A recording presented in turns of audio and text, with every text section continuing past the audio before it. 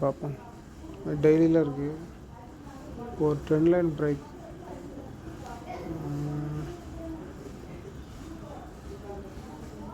Trend லைனில் திரும்ப தான் செய்யுது மார்க்கெட்டு.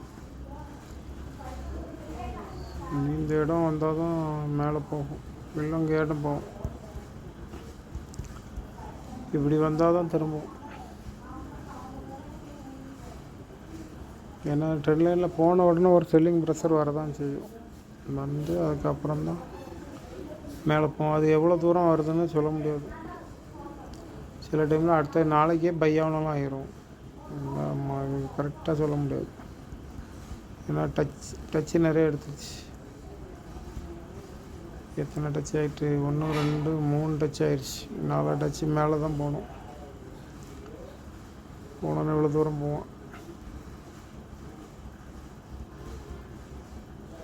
எப்படி அந்த ட்ரெண்ட் லைன் போனோன்னா கொஞ்சம் ஃபாஸ்ட்டாக தான் செல்லிங் ப்ரெஷர் வரும். அதுக்காண்டி மார்க்கெட்டு கீழே போகுதுன்னு நினச்சிடாங்க. மார்க்கெட்டு எப்படி நாளை இல்லை இந்த கீழே வந்து இந்த இடத்துல வந்தாட்டம் டச் பண்ணிட்டாட்டம் மேலே போயிடும். ஏன்னா செகண்டு தேர்டு வரும்போது ரொம்ப கீழே இறங்காது. ஒரு செல்லிங் ப்ரெஷர் கொடுத்து அதுக்கப்புறம் மேலே தான் போக பார்க்கும். 5 மினிட்ல எப்படி இருக்குன்னு பார்ப்போம். இது நல்ல மார்க்கெட்டு. ஒரே ஸ்ட்ரக்சர் தான். டபுள் டாப் மட்டும்தான் எடுத்துருக்கு. இது கேட்ச் பண்ண தெரிஞ்சால் தான் அது. இது ஃபஸ்ட்டு கேண்டில் பையிங் ப்ரெஷரோடு வருது. மேலே ஒரு இது இருக்குது, அதெல்லாம் உடச்சி உள்ளே போயிட்டான். அப்போ இது திரும்புகிற இடம் இங்கே தான் திரும்பும். கடைசி நேற்று நடந்த மூமெண்டத்தில் திரும்புது. வேறு ரிட்டர்ன் ஆகுது. ரிட்டனு இந்த வீக்கு இங்கே வரையும் இருக்குது, இதுலேயும் இருக்குது. இதெல்லாம் ஸ்பின்னிங் டாப், ஒரு மீட்டிங் பாயிண்ட் மாதிரி. அதில் வந்து திரும்புது, திரும்ப இதில் மேலே போகுது.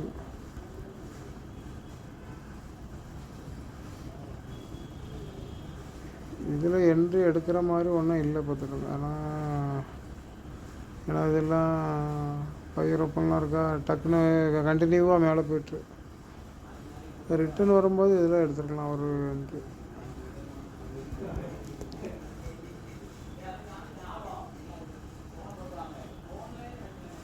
இதுதான் கடைசி கேண்டில். கீழேருந்து போய் மேலே பிரேக் ஆகலை. அது உள்ளே போயிட்டுனா தான் ட்ரெண்டு மாறிடும். மார்க்கெட்டு கொஞ்சம் உள்ளே போய் க்ரீன் உள்ளே போயிருந்தாலும் ட்ரெண்ட் அப்புறம் கீழே வந்துட்டு திரும்ப மேலே போயிருப்பான். ஆனால் இது கரெக்டாக இது கீழே தான் க்ளோஸ் கொடுத்துருக்கு. இங்கே நான் ஒரு என்ட்ரி எடுத்துக்கலாம். இந்த ரெட் கலர் கேண்டில் வச்சு எடுத்துக்கலாம். அந்த பாடி எல்லாத்தையும் க்ளோஸ் பண்ணிவிட்டு அதுக்கு அந்த கேண்டில் க்ளோஸ் பண்ணப்புறம் எடுத்துகிட்டு இன்னும் இவ்வளோ தூரம் தான் டார்கெட் வச்சுருக்கணும். இந்த இவ்வளோ தூரம் வரும்போதே எக்ஸிட் பண்ணிடணும். ஏன்னா இந்த வீக்கிலேருந்து எங்கேனாலும் திரும்பும், இல்லை அந்த கடைசியில் கூட வந்து திரும்பும். திரும்ப பை ஆகுது. இடையில வரும்போது இந்த பையர் எல்லாம் ரிஜெக்ட் கேண்டில் தான் போடுது. அப்போ மார்க்கெட்டு கண்டினியூ செல்லாக போகுதுன்ட்டு அழகாக கணிச்சிருக்கலாம்.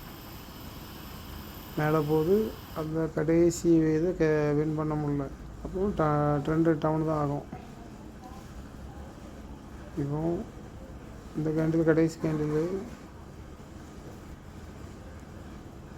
இதை நேற்று நடந்த மூமெண்டத்தில் கடைசி கேண்டில் இதை பிரேக் உள்ளே வின் பண்ண முடியல. கீழே ட்ரெண்டு இறங்குது, திரும்ப கீழே பை ஆகி திரும்ப மேலே போகுது. இந்த கடைசி கேண்டில் வின் பண்ண முடியல, திரும்ப ட்ரெண்டு இறங்குது. அதுக்கப்புறம் இறங்குனது ஒரே போக்கு தான் கீழே போயிட்டு. ஏன்னா கொஞ்சம் வேலை, நான் வெளியில் போயிட்டேன்.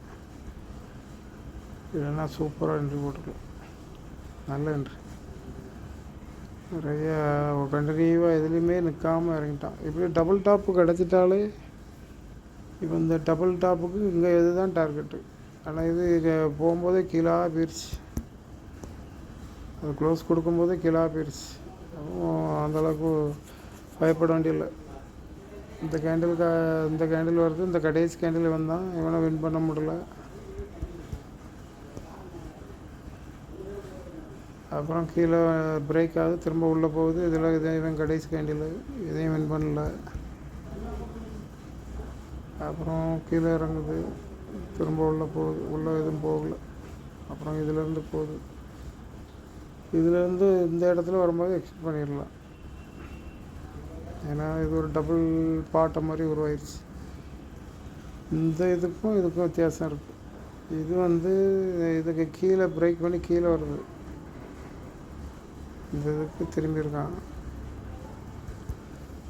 ஆனால் இது கரெக்டாக அந்த இதுக்குள்ளேயே எடுக்குது மொமெண்டம். அப்போ கொஞ்சம் மேலே போகிறக்கு வாய்ப்பு இருக்குது. நார்க்கில் இது இந்த இதுக்குள்ளேயே தான் விற்க அங்கே வரையும் இருக்குது. அது உள்ளே தான் திரும்புது மார்க்கெட்டு. அப்புறம் இதில் வேணால் இந்த கேண்டில் முடிஞ்ச பிறகு இந்த என்ட்ரி இவ்வளோ தூரம் டார்கெட் வச்சு எடுக்கலாம். சின்ன மொமெண்டம். ஏன்னா கீழே இறங்கி பையிங் ப்ரெஷர் போட்டிருக்கா. இனி கொஞ்சம் மேலே போதான் இந்த டார்கெட் வரையும் போதான் செய்யும். இப்படி கேண்டில் பிக்கப் ஆகும்போது எக்ஸிட் பண்ணணும். ஏன்னா டவுன் ட்ரெண்டாக இருக்குது. மேலே போகும்போது போய் ப்ரீமியத்துலலாம் ஒரு விற்க மாதிரி டச் பண்ணிட்டு ஃபாஸ்ட்டாக கீழே இறங்கிடும். பார்த்துட்டு அவங்க நம்ம இண்டெக்ஸில் இறங்காமல் கரெக்டாக காமிக்குது. ஆனால் ப்ரீமியத்தில் ஃபாஸ்ட்டாக கீழே இறங்கிடும். மேலே போய் டச் பண்ணிட்டு உடனே கீழே இறங்கிடும். அப்போ நம்ம டவுன் ரன்னா பண்ணக்கூடாது. இந்த ட்ரேடை எடுக்கக்கூடாது.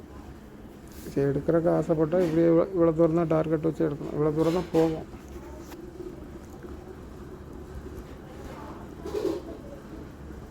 ஈஸியான ட்ரெண்டு.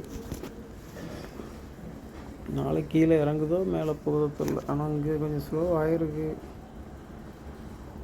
நாளைக்கு பை ஆச்சுன்னா அந்த இடத்துல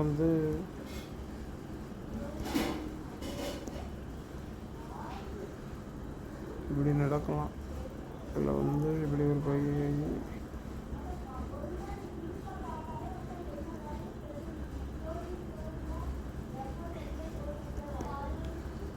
இப்படி உருவாகிச்சுன்னா ஒரே பக்கம் மேலே போயிடும். எவ்வளோ இறங்கிச்சோ அவ்வளோக்குள்ளே ஏறிடும். ஏறுற மாதிரி இருந்ததுன்னா அது கையிலே ஓப்பன் ஆகி இங்கே போய் ஓப்பன் ஆகிரும். ஈக்குவல் ஓப்பன் போட்டு இப்படி போய் ஆயிடுச்சுன்னா நம்மளுக்கு என்ட்ராடே பண்ணுறவங்களுக்கு நல்லாயிருக்கும். இந்த டார்கெட்டு போயிடுவான். இந்த ட்ரெண்டோட ஸ்டார்டிங் இதில் தான். அதுக்கப்புறம் தான் அது மார்க்கெட்டு எங்கே போகணுன்னு யோசிக்கும். இப்படி நடந்தால் இப்படி தான் நடக்கும். பார்ப்போம் நாளைக்கு எப்படி நடக்குன்னு பார்த்து என்ட்ரிடும்.